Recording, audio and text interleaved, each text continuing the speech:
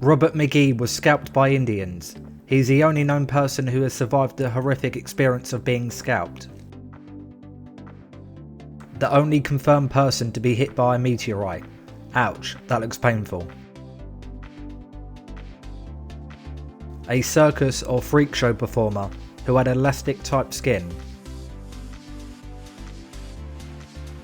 Painters hang from suspended wires on the Brooklyn Bridge, October 7, 1914. At the end of the track, Glacier Point in Yosemite National Park. A poverty-stricken child from Manila playing with a homemade hula hoop. A man from Papua New Guinea's reaction to seeing a white man for the first time in 1930. Some criminals in China were locked in a wooden box and left to die of thirst and starvation.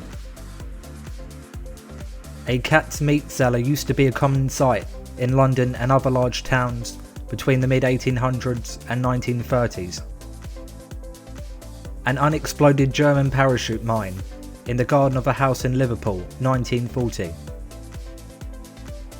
An East German soldier helps a little boy sneak across the Berlin Wall the day it was erected in 1961. The boy had been left behind in the chaos of people fleeing to be with their families on the other side of the wall. The amazing Old Public Library of Cincinnati, sadly demolished in 1955. An amazing car elevator, the location and date however is unknown.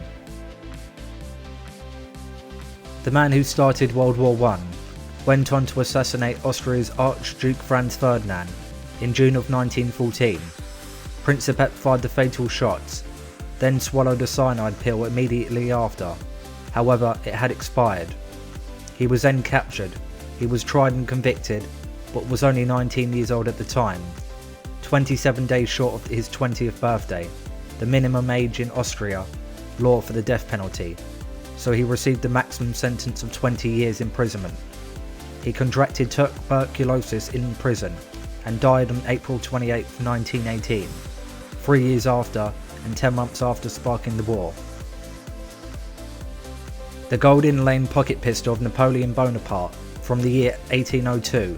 In 1802, a certain lieutenant colonel presented the gold inlaid pocket pistol with a rather long name, 120 bore, 3-barreled, flintlock, box top, top action pocket pistol to Napoleon Bonaparte. A Roman slave collar reads, "I have fled, hold me, when you bring me back to my master Zonius, you will receive a gold coin." Slavery had been commonplace in Rome since the 3rd century BC, and most of these slaves were prisoners of war or ill-fated captured foreigners. At one point in history, the Roman Senate pursued over the matter and decided that slaves and free men were dressed differently, and therefore the slave collars were introduced.